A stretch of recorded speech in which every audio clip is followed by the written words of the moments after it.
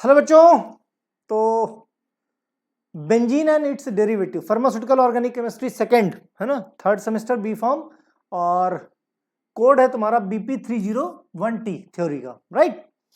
तो lecture number 4 है unit number 1 का, और यूनिट नंबर 1 है बेंजीन एंड इट्स डेरिवेटिव। इस टॉपिक में आज हम लोग पढ़ेंगे बेंजीन की reactions, benzene and it's reaction. Means benzene की रिएक्शन, बेसिकली बेंजीन कौन सी रिएक्शंस देता है, तो उसमें जो हमारे सिलेबस में है वो हम लोग देखेंगे इलेक्ट्रोफिलिक सब्स्टिट्यूशन रिएक्शन। पॉइंट क्या? Electrophilic substitution reaction. इसी की जगह पे भाई हमने पहले भी बात की कि बेंजीन हाईली अनसैचुरेटेड कंपाउंड है। अनसैचुरेशन बहुत ज्यादा होता है क्योंकि बेंजीन की रिंग आपने देखी like this, 3 double bond, high grade unsaturation. और जहां पे अनसैचुरेटेड डबल बॉन्ड होते हैं या अनसैचुरेशन होता है, वहां पे जो रिएक्शन होती है मोस्टली एडिशन रिएक्शन होती है। कौन सी होती है? एडिशन रिएक्शन, ज्यादातर एडिशन रिएक्शन होती है, राइट। लेकिन बेंजीन में ऐसा नहीं है। हम कौन से पढ़ेंगे? Electrophilic substitution reaction. तो इलेक्ट्रोफिलिक सब्स्टिट्यूशन रिएक्शन बेंजीन क्यों देता है, हम ये देखेंगे। दूसरा पॉइंट, अगर इलेक्ट्रोफिलिक एडिशन रिएक्शन हुआ या जो अनसैचुरेशन है इसने एडिशन रिएक्शन दिया, तो उससे क्या फर्क पड़ेगा, एक तो ये देख लेंगे, मैकेनिज्म देखेंगे इलेक्ट्रोफिलिक सब्स्टिट्यूशन रिएक्शन की। और उसके बाद दो रिएक्शन हम इस टॉपिक में देखेंगे, एक नाइट्रेशन कैसे होता है इलेक्ट्रोफिलिक सब्स्टिट्यूशन से, एक सल्फोनेशन कैसे होता है, राइट। तो टॉपिक को हम लोग शुरू करते हैं। ये क्या हो गया? हाँ ठीक है, ये देखो रिएक्शन ऑफ बेंजीन, इसमें क्या देखेंगे हम? नाइट्रेशन और सल्फोनेशन। बाकी फिर हैलोजिनेशन है ना, और फ्रीडल क्राफ्ट एल्काइलेशन और उसकी लिमिटेशन, ये हम लोग देख लेंगे नेक्स्ट वीडियो में। लेक्चर नंबर 4 है, ठीक। Benzene reactions. Benzene is the colourless liquid. थोड़ी सी बेंजीन का इंट्रोडक्शन ऑलरेडी हम लोग बहुत कुछ देख चुके हैं, लेकिन थोड़े पॉइंट, चूंकि रिएक्शन में आपको थोड़ी बहुत थ्योरी भी लिखनी होती है, तो वो चीजें कंसीडर करना जरूरी है। डिस्कवर किसने किया? माइकल फैराडे ने 1825 में, ऑलरेडी पहले लेक्चर में बात की थी। मॉलिक्यूलर फॉर्मूला C6H6 होता है, ये भी हम लोगों ने पहले देख रखा था। Evidence from the molecular formula organic compound highly unsaturated, ये भी हमने बात कर रखी थी। Due to its high degree of unsaturation, high degree of unsaturation it is highly reactive, unlike alkene. Unlike alkene, it never participate in addition reaction, oxidation reaction and reduction reaction. Reactive होने के बावजूद भी alkene में, चूंकि ये high degree unsaturation होता है, alkene कैसा होता है? एल्कीन में भी भाई C डबल बॉन्ड C होता है ना, CH2 ये क्या है? हमारा एल्कीन है, ठीक। चाहे जितनी बड़ी, जितना अनसैचुरेशन करो, तो ये कौन सा रिएक्शन देता है? अनसैचुरेशन। एडिशन रिएक्शन देखा, ऑक्सीडेशन रिएक्शन देगा, रिडक्शन रिएक्शन देता है। जबकि जो अनसैचुरेटेड कंपाउंड हैं वो addition reaction, oxidation, reduction reaction देते हैं। Benzene high degree of unsaturation होते हुए भी ये रिएक्शंस नहीं देता है, ठीक। आगे हम बात करेंगे कि ये रिएक्शन क्यों नहीं देता है, क्या फर्क पड़ जाएगा। Benzene is highly prone to electrophilic substitution. Benzene में सबसे ज्यादा इलेक्ट्रोफिलिक सब्स्टिट्यूशन होता है in comparison to addition reaction, जबकि अनसैचुरेटेड कंपाउंड की प्रॉपर्टी होती है एडिशन रिएक्शन देने की, लेकिन बेंजीन जो है देता है सब्स्टिट्यूशन रिएक्शन, राइट। आगे डिटेल में बात करेंगे। लॉसेस ऑफ, अगर गलती से बेंजीन रिंग, अगर गलती से बेंजीन रिंग आपकी एडिशन रिएक्शन दे, अगर एडिशन रिएक्शन देगा तो कैसे देगा भाई? मान लिया HCl की रिएक्शन करा दी, HCl की रिएक्शन करा दी हमने, ठीक है। तो ये बॉन्ड ब्रेक होगा, इलेक्ट्रॉन यहां पे, तो इधर माइनस चार्ज आ जाएगा, इधर प्लस चार्ज आ जाएगा, राइट। इस HCl को ब्रेक करोगे तो इस पे माइनस चार्ज, इस पे प्लस चार्ज, तो प्लस वाला कहां चला जाएगा? माइनस पे, माइनस वाला चला जाएगा प्लस पे। रिएक्शन क्या बनेगी आपकी? ध्यान से देखो, रिएक्शन आपकी बनेगी ये, यहां पे H आ जाएगा, यहां पे Cl आ जाएगा। इस तरीके की रिएक्शन बनेगी इन केस इसने अगर एडिशन रिएक्शन दिया तो, ठीक। लेकिन ध्यान से देखो, बेंजीन की प्रॉपर्टी कैसी होती है? बेंजीन की प्रॉपर्टी होती है एरोमेटिक, एरोमेटिक प्रॉपर्टी होती है। ठीक, तो क्या ये कंपाउंड एरोमेटिक रह गया? जो कॉन्जुगेशन है सिग्मा और पाई बॉन्ड का, ये क्या कंटिन्यूअस है? नहीं है। दूसरा, हैकल्स रूल फॉलो कर रहा है क्या? नहीं कर रहा है। क्यों? क्योंकि इसके पास कितने हैं? 4। कितने हैं? 4। 4 पाई इलेक्ट्रॉन। हैकल्स रूल के साथ कितने थे? 2, 6, 10, 14, 18, 22। ये इलेक्ट्रॉन्स अगर पाई इलेक्ट्रॉन्स होते हैं तो हैकल रूल फॉलो करता है। प्रीवियस लेक्चर में हमने ऑलरेडी बात की। तो ना तो ये कॉन्जुगेशन सिस्टम फॉलो कर रहा है, ना हैकल्स रूल फॉलो कर रहा है, राइट। और जबकि हैकल्स रूल फॉलो करना, कॉन्जुगेशन सिस्टम फॉलो करना, ये एरोमेटिसिटी, एरोमेटिक है कि नहीं है उसके लिए जरूरी है। तो ये अपनी एरोमेटिसिटी खो देता है। बेंजीन एडिशन रिएक्शन क्यों नहीं देता है? एडिशन रिएक्शन नहीं देता क्योंकि एडिशन रिएक्शन देने से उसकी जो खुद की अपनी प्रॉपर्टी है, एरोमेटिक प्रॉपर्टी, एरोमेटिसिटी, बेंजीन उसको खो देता है। क्योंकि अगर एडिशन रिएक्शन हुआ तो इस तरह की रिएक्शन होता है। यही एक वजह है कि बेंजीन एडिशन रिएक्शन ना देके सब्स्टिट्यूशन रिएक्शन देता है। पॉइंट मेरे ख्याल से क्लियर हो गया होगा, राइट? ओके, अगर एडिशन रिएक्शन देगा तो क्या होगा? उसकी एरोमेटिसिटी खो जाएगी, मींस चेंज हो जाएगी। Benzene contains delocalised electron spanning over the carbon atom in the ring. जबकि बेंजीन क्या है? बेंजीन का अगर स्ट्रक्चर की बात की जाए तो ये स्ट्रक्चर बेंजीन का नहीं है। हमें कभी भी बोला जाए बहुत बढ़िया बेंजीन का स्ट्रक्चर बनाओ, हम दौड़ के ही बना देंगे। लेकिन फैक्ट हमने पहले भी देखा, भाई ये तो केकुले ने बताया था स्ट्रक्चर, लेकिन जब देखा हमने तो बेंजीन का स्ट्रक्चर कुछ इस तरीके का दिखा। इलेक्ट्रॉन क्या है? इलेक्ट्रॉन कोई पदार्थ थोड़ी, इलेक्ट्रॉन तो वेव है। क्या है? Electron is wave. ठीक, तो वो कहीं रुकता नहीं है। ये डबल बॉन्ड इन कार्बन के बीच में ये प्रेडिक्शन है, ये कंटिन्यूअसली डीलोकलाइजेशन होता रहता है इलेक्ट्रॉन्स का। इसीलिए अगर हम ध्यान से देखें तो उसका स्ट्रक्चर कुछ इस तरीके से दिखता है। इलेक्ट्रॉन क्लाउड कार्बन्स के बीच में स्पिन करते रहते हैं और इसी की वजह से इसका एरोमेटिक कैरेक्टर या रेजोनेटिंग स्ट्रक्चर पता चलता है। ठीक है, अब चूंकि ये जनरली इलेक्ट्रोफिलिक सब्स्टिट्यूशन रिएक्शन देता है बेंजीन में, तो इलेक्ट्रोफिलिक सब्स्टिट्यूशन रिएक्शन देने के लिए सबसे पहले स्टेप होता है इलेक्ट्रोफाइल जनरेशन का। उसके लिए इलेक्ट्रोफाइल होना चाहिए। क्यों? क्योंकि बेंजीन में बहुत सारे इलेक्ट्रॉन्स होते हैं। क्या होते हैं? इलेक्ट्रॉन्स होते हैं। इलेक्ट्रॉन रिच होता है, और जब कोई चीज इलेक्ट्रॉन रिच होगा तो उसके ऊपर कौन अटैक करेगा? जो गरीब होगा, जिसके पास इलेक्ट्रॉन कम होंगे, जो इलेक्ट्रॉन लविंग होगा। तो इलेक्ट्रॉन लविंग कौन होता है? तो इलेक्ट्रॉन लविंग इलेक्ट्रोफाइल होता है। तो इलेक्ट्रोफाइल बेंजीन के ऊपर क्या करता है? अटैक करेगा। क्यों? क्योंकि इलेक्ट्रोफाइल को जो चाहिए वो सबसे ज्यादा बेंजीन के पास है, राइट। इलेक्ट्रोफाइल को इलेक्ट्रॉन चाहिए, वो बेंजीन के पास है, इसीलिए वो अटैक करता है। तो सबसे पहले तो इलेक्ट्रोफाइल जनरेशन होना चाहिए। पहला step generation of electrophile.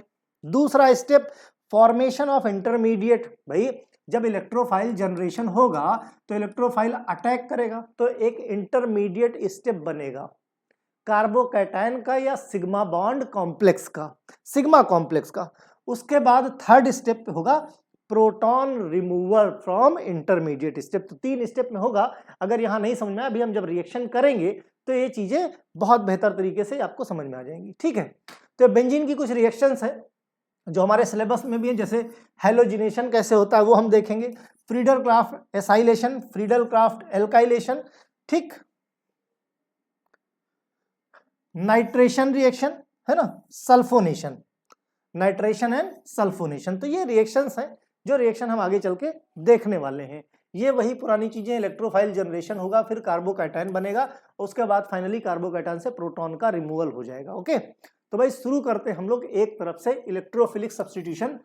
Electrophilic substitution, electrophilic substitution में ही हमको 2 रिएक्शन देखनी है, नाइट्रेशन और सल्फोनेशन, इस लेक्चर में। ठीक, लेकिन उसके पहले एक मैं जनरल मैकेनिज्म बताने जा रहा हूं। अगर ये जनरल मैकेनिज्म आपकी समझ में आ गया तो सब्स्टिट्यूशन से रिलेटेड, इवन मैं बेंजीन की बात नहीं कर रहा हूं, XYZ किसी भी तरह की रिएक्शन में आप इलेक्ट्रोफिलिक सब्स्टिट्यूशन करवा सकते हो। ठीक, अगर ये जनरल मैकेनिज्म सिर्फ नाइट्रेशन ही नहीं, हेलोजिनेशन, सल्फोनेशन, मींस ये जनरल मैकेनिज्म खाली समझ में आ गया तो आप नाइट्रेशन, सल्फोनेशन, हेलोजिनेशन, XYZ जितने भी रिएक्शंस होती हैं इलेक्ट्रोफिलिक सब्स्टिट्यूशन सब कर लोगे। इसलिए पहले एक जनरल मैकेनिज्म से चीजों को समझने की कोशिश करो।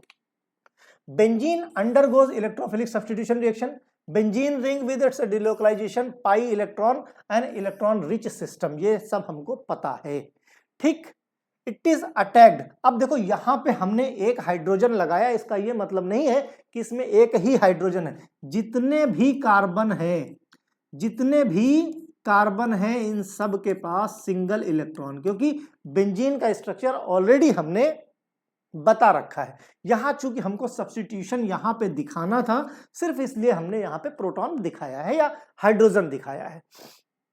ओके, तो इलेक्ट्रॉन रिच होता है बेंजीन सिस्टम। क्यों होता है? क्योंकि इसके पास डीलोकलाइज्ड पाई इलेक्ट्रॉन होते हैं। कितने होते हैं? वो 6 होते हैं, right. It is attacked by the electrophile, means electrophile attack करेगा। इलेक्ट्रोफाइल अटैक करेगा कहां पे भाई? गरीब कहां अटैक करेगा?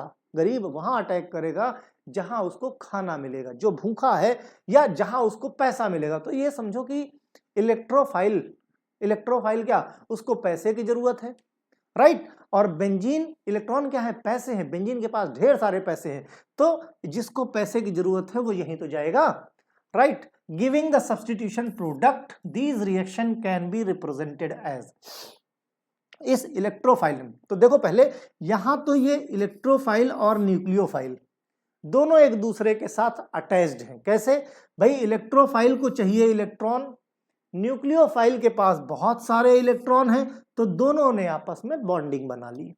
ठीक, बॉन्डिंग बना ली। इस कैटालिस्ट ने क्या किया? इस कैटालिस्ट ने इन दोनों के बीच के बॉन्ड को ब्रेक कर दिया। कैटालिस्ट ने मदद की, इलेक्ट्रोफाइल को फ्री कर दिया, मींस इलेक्ट्रोफाइल को जनरेट कर दिया, जिसकी वजह से ये इलेक्ट्रोफाइल कहां जाएगा? इस पोजीशन पे जाएगा, इस पोजीशन पे जाएगा। इस पोजीशन पे जाने के बाद इलेक्ट्रोफाइल क्या करेगा? इलेक्ट्रोफाइल यहां पे अटैक करेगा, और न्यूक्लियोफाइल किस पे अटैक करेगा? जिसके पास इलेक्ट्रॉन कम है, क्योंकि न्यूक्लियोफाइल के पास ज्यादा है, तो ये सब्स्टिट्यूशन प्रोडक्ट बनाएगा। अभी मैं इसकी मैकेनिज्म समझाऊंगा तो ज्यादा बेहतर तरीके से ये और अच्छे से समझ में आ जाएगा।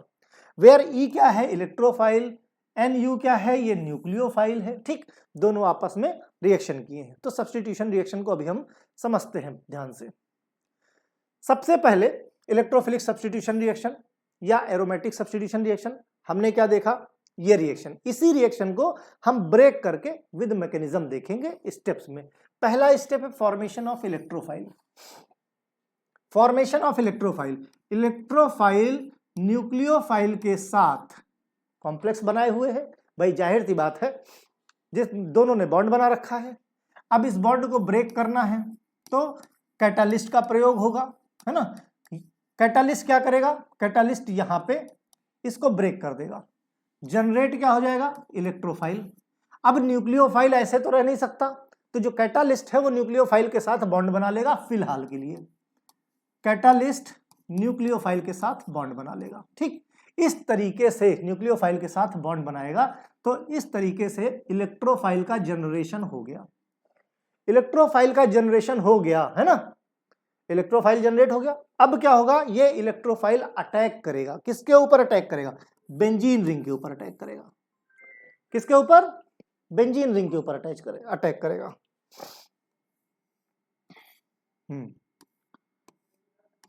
ये है। ठीक, यहां पे इलेक्ट्रोफाइल है।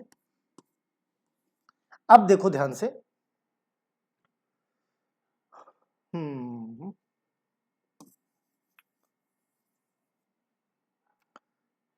जिस तरीके की रिएक्शन दिखाई है वैसे ही बना देंगे तो ज्यादा अच्छे समझ में आएगी, है ना।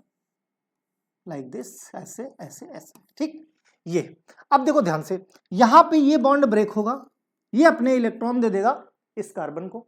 ठीक, इस कार्बन को दे देगा तो इसके पास क्या हो गए? इसके पास इलेक्ट्रॉन हो गए, और इसके पास आ गया पॉजिटिव चार्ज। ये बॉन्ड ब्रेक हुआ, ये बॉन्ड ब्रेक होगा, बॉन्ड ब्रेक होगा तो ये बॉन्ड अपना इलेक्ट्रॉन दे दिया इस कार्बन को, ठीक। यहां पे आ गया पॉजिटिव चार्ज। अब ये जो इलेक्ट्रोफाइल है ये किसके पास अटैक करेगा? इलेक्ट्रोफाइल है भिखारी, इसके पास बिल्कुल भी इलेक्ट्रॉन्स नहीं है, तो ये क्या करेगा? ऐसी जगह पे जाएगा जहां पे इलेक्ट्रॉन्स हैं, ठीक, जहां पे इलेक्ट्रॉन्स हैं। तो यहां पे भाई और एक चीज क्लियर होगी तुमको, ऑलरेडी मैंने बता रखा था, ये जितनी भी बेंजीन रिंग है सबके पास क्या है? सबके पास अपने हाइड्रोजन है, सबके पास अपने हाइड्रोजन रहते हैं, ठीक। इसके पास भी तो एक हाइड्रोजन है, इसके पास भी तो हाइड्रोजन है कि नहीं है? ये हाइड्रोजन इस कार्बन के पास भी है, इस कार्बन के पास भी है, इस कार्बन के पास भी है, इसके पास भी है, सबके पास है, ठीक, सबके पास एक एक रहता है। अब ध्यान से देखो, ये क्या करेगा? ये यहां पे अटैक करेगा तो कैसी रिएक्शन आएगी? अटैक करेगा तो रिएक्शन कैसी आएगी भाई?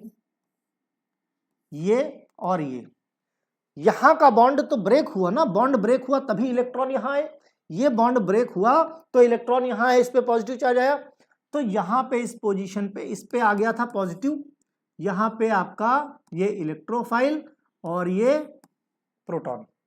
ध्यान से देखने की कोशिश करो, ठीक है। ये कार्बोनियम आयन बना, क्या बना?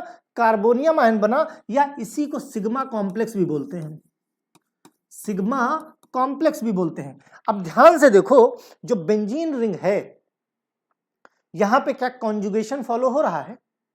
कॉन्जुगेशन सिस्टम फॉलो हो रहा है क्या? तो बिल्कुल हो रहा है, क्यों नहीं हो रहा है भाई? Single bond, double bond, single bond, double bond और प्लस चार्ज कॉन्जुगेशन में था ना, प्लस चार्ज भी हो सकता है, माइनस चार्ज भी हो सकता है, लोन पेयर भी हो सकता है, तो कॉन्जुगेशन सिस्टम है, यहां पे कोई समस्या नहीं। लेकिन क्या हैकेल्स रूल फॉलो हो रहा है क्या? हैकेल्स रूल फॉलो हो रहा है क्या? अगर हैकेल्स रूल क्या था भाई? 4n+2 4n+2 पाई, अगर n बराबर हमने 0 रखा, n बराबर 0 रखा तो पाई इलेक्ट्रॉन कितने आएंगे? 2। अगर n बराबर हमने 1 रखा तो पाई इलेक्ट्रॉन कितने आएंगे? 6। यहां पे पाई इलेक्ट्रॉन कितने? 2 2 4। तो हैकेल्स रूल फॉलो हो रहा क्या? नहीं हो रहा, नहीं हो रहा ना। इसका मतलब ये अपनी इस वक्त इस पोजीशन पे एरोमेटिसिटी अपनी खो दिया, यहां पे ये कंपाउंड इस वक्त एरोमेटिक नहीं है, ये इंटरमीडिएट कंपाउंड है। कैसा है?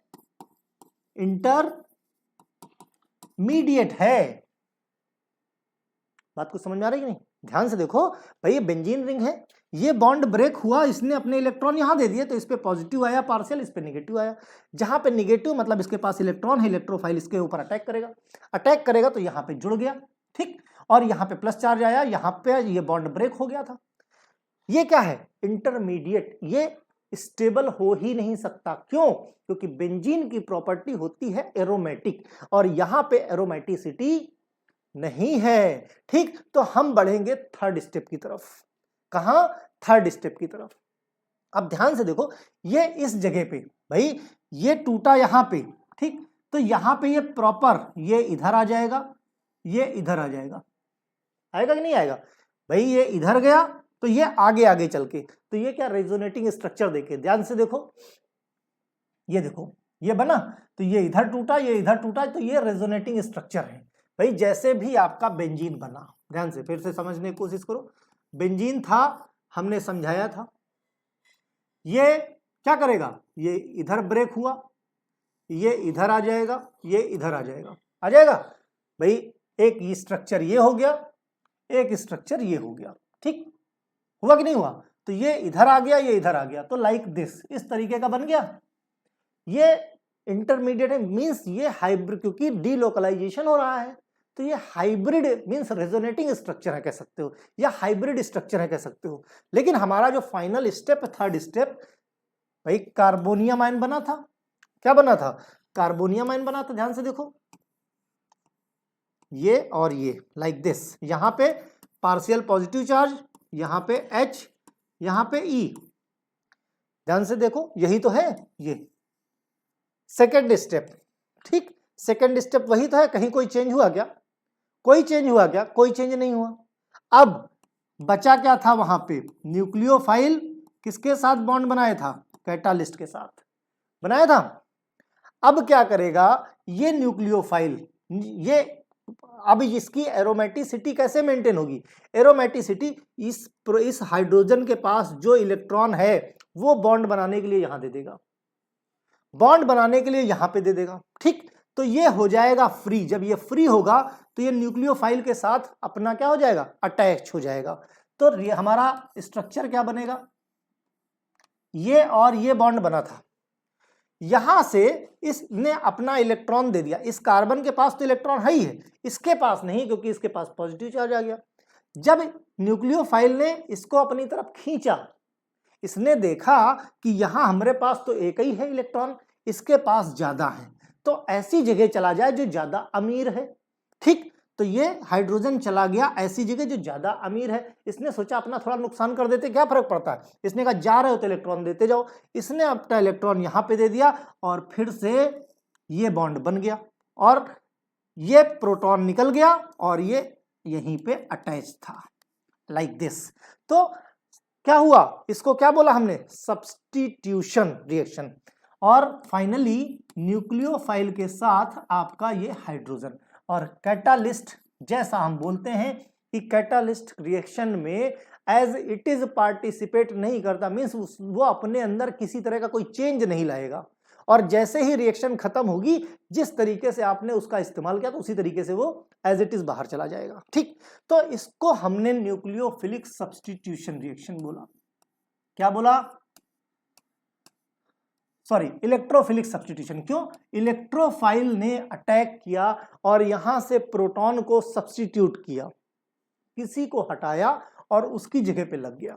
ठीक, अगर ये चीज समझ में आ गई, ये मैकेनिज्म, तो सब्स्टिट्यूशन रिएक्शन कहीं से भी कोई समस्या आपको नहीं आएगी, कहीं से भी कोई रिएक्शन आपको दिक्कत नहीं करेगी। ठीक है, चलो भाई अब शुरू करते हैं हम। Why benzene undergoes electrophilic substitution reaction whereas alkene undergoes addition reaction? ये क्वेश्चन कई बार पूछते हैं एग्जाम में कि एल्कीन भी अनसैचुरेटेड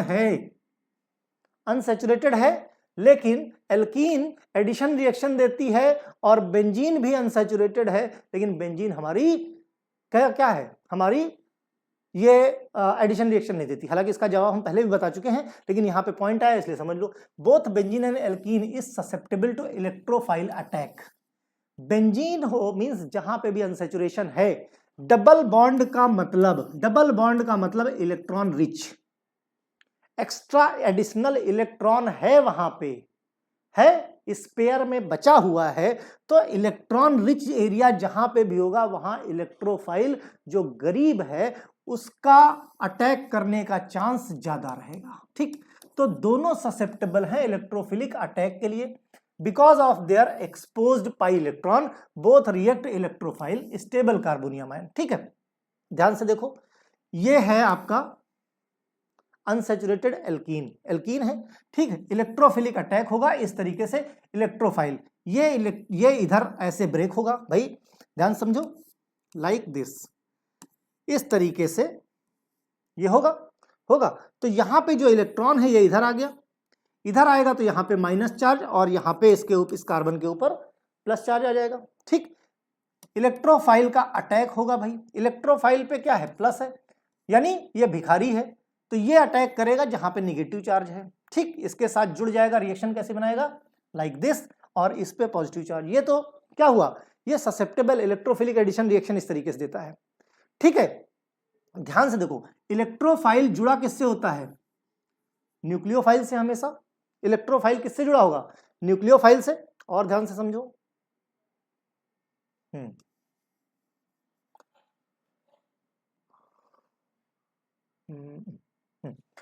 यहां पे एक सेकेंड, अच्छे से समझो, है ना, कोई कंफ्यूजन नहीं। ध्यान से देखो, ये इस तरीके से है, यहां पे न्यूक्लियोफिलिक इलेक्ट्रोफिलिक कॉम्प्लेक्स है। ठीक, यहां पे ये ऐसे ब्रेक करेगा, इसके पास माइनस चार्ज, इसके पास प्लस चार्ज। ठीक, यहां का इलेक्ट्रॉन इसके ऊपर आ गया तो ये अमीर हो गया, ये गरीब हो गया, इसके ऊपर प्लस चार्ज आ गया। ये ब्रेक करेगा इलेक्ट्रोफाइल न्यूक्लियोफाइल, तो इसके पास आ जाएगा माइनस चार्ज और इलेक्ट्रोफाइल के पास आ जाएगा प्लस चार्ज। ठीक है, तो ये इलेक्ट्रोफाइल कहां पे अटैक करेगा, यहां पे करेगा, और न्यूक्लियोफाइल कहां अटैक करेगा, इसके ऊपर अटैक करेगा। इस तरीके से ये एडिशन रिएक्शन देता है। ठीक, इस तरीके से ये एडिशन रिएक्शन देगा और क्या बन जाएगा, क्या बन जाएगा, ये बॉन्ड ब्रेक होगा। भाई बॉन्ड ब्रेक हुआ ना, ये बॉन्ड ब्रेक होगा आपका। बॉन्ड क्यों ब्रेक होगा, तभी तो यहां पे प्लस और माइनस चार्ज आया। फिर क्या, इधर इलेक्ट्रोफाइल और इधर न्यूक्लियोफाइल, इस तरीके से ये एडिशन रिएक्शन देता है। ठीक, बेंजीन के केस में भी देखो इंटरमीडिएट तो बना ही था भाई, इलेक्ट्रोफाइल आया, इलेक्ट्रोफाइल ने अटैक किया यहां पे, इस पे प्लस चार्ज आया, कार्बोनियम आयन बना जिसको हमने सिग्मा कॉम्प्लेक्स बनाया था। लेकिन जो सेकंड स्टेप था, न्यूक्लियोफाइल जो अटैक कर रहा था, ये वाला स्टेप यहां पे नहीं हो पाता। ये वाला स्टेप एडिशन रिएक्शन में न्यूक्लियोफाइल इलेक्ट्रोफाइल दोनों ऐड होते हैं। लेकिन बेंजीन के केस में सिर्फ इलेक्ट्रोफाइल ऐड होता है, वो भी ऐड नहीं, सब्स्टिट्यूट होता है, किसी को हटा के उसकी जगह पे लगता है, यानी इस प्रोटॉन को हटा के उसकी जगह पे लगेगा।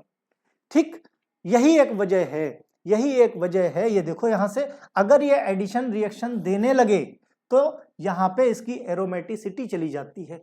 If it happens benzene product would be no longer be aromatic, means अगर एडिशन रिएक्शन बेंजीन दे दे तो उसकी एरोमेटिसिटी खो जाएगी। ठीक है, जिसकी वजह से फिर क्या होता है, ये हाइड्रोजन अपना इलेक्ट्रॉन इधर दे देता है और ये बॉन्ड बना लेता है और फिर से ये एरोमेटिक हो जाता है। ठीक, तो इसीलिए बेंजीन एडिशन रिएक्शन नहीं देता, सिर्फ सब्स्टिट्यूशन रिएक्शन देता है। राइट, चलो भाई, अब नाइट्रेशन, हमने जो 3 स्टेप बताए थे general mechanism of electrophilic substitution, वो अगर ध्यान है तो फिर यहां पे दिक्कत नहीं आएगी। पहले स्टेप भाई क्या है, बेंजीन की रिएक्शन HNO3 के साथ कराओ, इन प्रेजेंस ऑफ H2SO4 क्या बनेगा, नाइट्रोबेंजीन। तो सब्स्टिट्यूशन रिएक्शन में क्या होगा, नाइट्रोबेंजीन। कैसे बनेगा भाई, सबसे पहले क्या होगा, इलेक्ट्रोफाइल बनना चाहिए, इलेक्ट्रोफाइल जनरेशन होना चाहिए। कैसे होगा, HNO3 और H2SO4 की जब आपस में रिएक्शन कराएंगे तो NO2 प्लस, जिसको हम बोलेंगे इलेक्ट्रोफाइल, क्या है, इलेक्ट्रोफाइल। ठीक, ये क्या है, ये न्यूक्लियोफाइल है, न्यूक्लियोफाइल। ठीक, न्यूक्लियोफाइल। ओके, तो ये भाई एक इलेक्ट्रोफाइल एक न्यूक्लियोफाइल। तो इलेक्ट्रोफाइल का जनरेशन सबसे पहले करना है। दूसरे स्टेप पे क्या होगा, इलेक्ट्रोफाइल बेंजीन रिंग पे अटैक करेगा, इलेक्ट्रोफाइल बेंजीन रिंग पे अटैक करेगा। इलेक्ट्रोफाइल क्या है, NO2 प्लस है। ठीक, यहां पे रिएक्शन कैसी होगी, ये इस तरीके से होगी, इसके पास इलेक्ट्रॉन आ जाएंगे तो यहां पे आ जाएगा माइनस चार्ज, यहां पे आ जाएगा प्लस का चार्ज। क्लियर, रिएक्शन क्या बनेगी, जैसा हमने वहां समझाया था आपको। ठीक है, ये और ये रहेगा, यहां पे प्रोटॉन हाइड्रोजन सभी कार्बन पे होते हैं और ये NO2 यहां पे लग जाएगा। यही समझाया था, जिसको हमने सिग्मा कॉम्प्लेक्स या कार्बोनियम आयन कहा था। हो गया। फिर थर्ड स्टेप पे क्या होगा, थर्ड स्टेप पे लॉस ऑफ प्रोटॉन होगा। क्योंकि ये एरोमेटिक नहीं है, ये एरोमेटिसिटी खो देता है। एरोमेटिसिटी खो देगा तो होगा क्या, एरोमेटिक बनाने के लिए ये प्रोटॉन न्यूक्लियोफाइल के साथ HSO4 के साथ चला जाएगा, क्योंकि HSO4 के पास ज्यादा इलेक्ट्रॉन है और ये हमेशा अमीर के साथ जाता है। जाते जाते अपना इलेक्ट्रॉन इधर दे जाता है, जिसकी वजह से ये बॉन्ड बन जाता है। तो क्या हुआ, इस प्रोटॉन ने अपना इलेक्ट्रॉन यहां दे दिया और ये खुद चला गया HSO4 के साथ, बना लिया H2SO4 और ये बन गया नाइट्रोबेंजीन। है ना भाई, सिंपल सी बात है। ये है ना, इधर था, ये इसके ऊपर पॉजिटिव चार्ज था, ये प्रोटॉन था और ये NO2। ठीक, हाइड्रोजन उसी के पास रहता जो ज्यादा अमीर होता है। अमीर कौन, HSO4, ये न्यूक्लियोफाइल है। जो भी न्यूक्लियोफाइल होता है, न्यूक्लियोफाइल के पास इलेक्ट्रॉन ज्यादा होते हैं। तो जो ज्यादा होंगे लेकिन इसने बेंजीन ने कहा कि जाओगे तब जो मुझसे लिया है मुझे दे के जाओगे, मेरा इलेक्ट्रॉन मुझे दे के जाओ, फिर तुम चले जाओ। इसने क्या कहा, ले भाई तेरे पास एक ही इलेक्ट्रॉन तो है, ले भाई तू ले ले। तो ये इलेक्ट्रॉन और ये इलेक्ट्रॉन मिला के इधर बॉन्ड बना लेता है और ये फ्री होके यहां जाके H2SO4 बना लेता है। ठीक, H2SO4 बना लिया। यहां पे क्या बचा, यहां पे ये और ये बॉन्ड था, ये NO2 और ये बॉन्ड फिर बन गया, तो जिसकी वजह से इसका एरोमेटिक कैरेक्टर बचा हुआ और ये क्या बन गया, नाइट्रोबेंजीन। ठीक है, नेक्स्ट पे आ जाओ भाई, सल्फोनेशन। सल्फोनेशन में भी सेम टू सेम वही, पहले इलेक्ट्रोफाइल जनरेट करो, फिर कार्बोनियम आयन जनरेट करो या सिग्मा कॉम्प्लेक्स, उसके बाद रिमूवल ऑफ प्रोटॉन कर दो, सिंपल सी चीज है। तो भाई बेंजीन की रिएक्शन कराओ भाई फ्यूमिंग H2SO4 के साथ कराओ, क्या बन जाएगा, बेंजीन सल्फोनिक एसिड। सल्फोनेशन में बेंजीन सल्फोनिक एसिड। मैकेनिज्म कैसे है, स्टेप सबसे पहले इलेक्ट्रोफाइल का जनरेशन करो, इलेक्ट्रोफाइल का जनरेशन करो। इलेक्ट्रोफाइल का जनरेशन कैसे होगा, 2H2SO4, 2H2SO4 को हीट कर दो, फ्यूमिंग H2SO4, क्या बन जाएगा, सल्फर ट्राईऑक्साइड और HSO4, है ना, ये बन जाएगा। तो कुल मिला के electrophile in this reaction, electrophile is sulphur trioxide. ये क्या है, सल्फर ट्राईऑक्साइड आपका हो गया इलेक्ट्रोफाइल, इलेक्ट्रोफाइल, और ये आपका हो गया न्यूक्लियोफाइल। तो सबसे पहला काम ही है इलेक्ट्रोफाइल को जनरेट कराना। इलेक्ट्रोफाइल जब जनरेट हो जाएगा तो आगे की रिएक्शन में कोई समस्या नहीं। इलेक्ट्रोफाइल क्या करता है, अटैक करेगा बेंजीन रिंग पे, ये प्रोसेस सेम वैसे ही, यहां पे ये ऐसे रिएक्ट करेगा, यहां पे माइनस चार्ज, यहां पे प्लस चार्ज, ठीक, यहां पे प्लस चार्ज, ये ऐसे आएगा, इधर माइनस चार्ज तो फिर इधर प्लस चार्ज, ठीक, ये आ जाएगा किस पे, ये प्लस है और ये माइनस है, ये इधर आ जाएगा, तो ये किस तरह बना, इस तरह बन गया। इस पे देखो ये माइनस चार्ज था, ये माइनस चार्ज, ये यहां का प्लस चार्ज खत्म। भाई सीधी सी बात है, सीधी सी बात समझो भाई, S डबल बॉन्ड O ये ऐसे था, ठीक है, ये ब्रेक होगा, ये वाला डबल बॉन्ड, इस पे माइनस चार्ज आ जाएगा, इस पे प्लस चार्ज आ जाएगा। इधर तुम्हारी बेंजीन रिंग है, बेंजीन रिंग है, बेंजीन रिंग पे ये ब्रेक होगा, इधर माइनस और इधर प्लस, ठीक, तो ये जो माइनस है इसके साथ ये प्लस अटैच हो जाएगा। कैसा कॉम्प्लेक्स बनेगा, इस तरीके से बनेगा जैसे हमारा इलेक्ट्रोफिलिक सब्स्टिट्यूशन बनता था, ठीक है, ये बना। इसको हम इन शॉर्ट ऐसे लिख सकते हैं, भाई ये जो SO3 है इसको SO3 माइनस लिख दिया हमने, ये केस हो गया। अब loss of proton, last step, भाई ये प्रोटॉन किसके पास जाएगा, जो ज्यादा अमीर है। ज्यादा अमीर कौन है, न्यूक्लियोफाइल, जो न्यूक्लियोफाइल है वो ज्यादा अमीर है, तो ये इलेक्ट्रॉन जाते जाते अपना इलेक्ट्रॉन दे देगा, क्योंकि ये एरोमेटिक नहीं है, यहां पे बॉन्ड बन जाएगा SO3 H2SO4, ठीक। लास्ट में फिर प्रोटॉन ऐड होता है, कैसे, क्योंकि यहां पे देखो एक और इलेक्ट्रोफाइल है, हाइड्रोनियम आयन, क्या है, इसको बोलते हैं हाइड्रोनियम आयन। तो हाइड्रोनियम आयन की रिएक्शन होती है फिर से, क्यों, क्योंकि इसके ऊपर है माइनस चार्ज, इसके ऊपर है माइनस चार्ज, तो हाइड्रोनियम आयन की रिएक्शन होगी इस पे, तो H+ इसके पास आ जाएगा, ये देखो, तो क्या बन गया, बेंजीन सल्फोनिक एसिड। तो ये क्या हो गया, ये है सल्फोनेशन, क्या है, सल्फोनेशन, है ना, ध्यान रखना। तो इस तरीके से इलेक्ट्रोफिलिक सब्स्टिट्यूशन में हमने नाइट्रेशन देखा, हमने सल्फोनेशन देखा और इलेक्ट्रोफिलिक सब्स्टिट्यूशन का जनरल मैकेनिज्म। नेक्स्ट लेक्चर में हम लोग हैलोजिनेशन देखेंगे और फ्रीडल क्राफ्ट रिएक्शन देखेंगे, एसाइलेशन और एल्काइलेशन देखेंगे, और वहां पे भी प्रोसीजर जिस तरीके से मैकेनिज्म हमने यहां बताया उसी तरीके से मैकेनिज्म आगे भी देखने को मिलेगा। किसी तरह का कोई डाउट हो, कोई समस्या हो, कमेंट करके पूछ सकते हो, उसका भी जवाब मिलेगा। ओके, चलो भाई, बाय बाय।